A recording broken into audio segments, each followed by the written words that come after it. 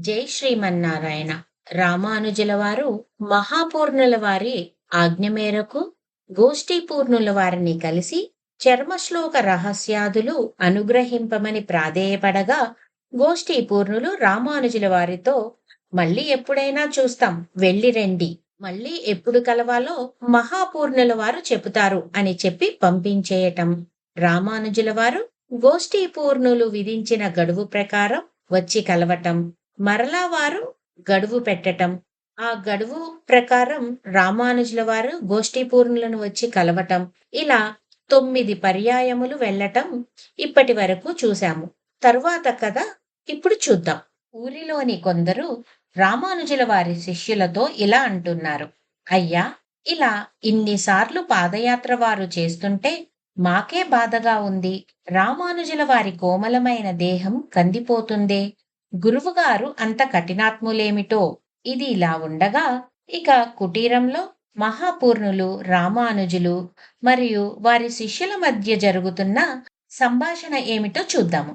మహాపూర్ణుల వారు ఇలా అంటున్నారు: గోష్ఠీపురానికి వెళ్లే సమయం మధ్యలో మనం ఈ ఆళ్వార్ల పాశురాలు అధ్యయనం చేయటం బాగుంది కదూ అని అనగా, శిష్యులలో ఒకరు ఇలా అంటున్నారు: ఆచార్య, ఆళ్వార్లు తిరువెంకటాచలపతిని గురించి ఎంత అద్భుతంగా పాడారో.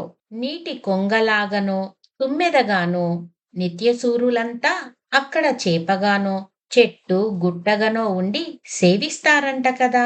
గడపగా ఉండి సేవించనిమ్మని కులశేఖర ఆళ్వారు చేసిన ప్రార్థన ఆశ్చర్యకరం సుమా.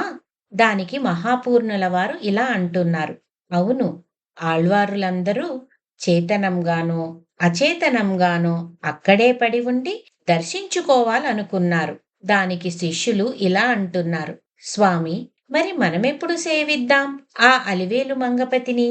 దానికి మహాపూర్ణుల వారు ఇలా అంటున్నారు: రామానుజ స్వామి, ఏమంటారు? వీరి ముచ్చట తీరేదేనా?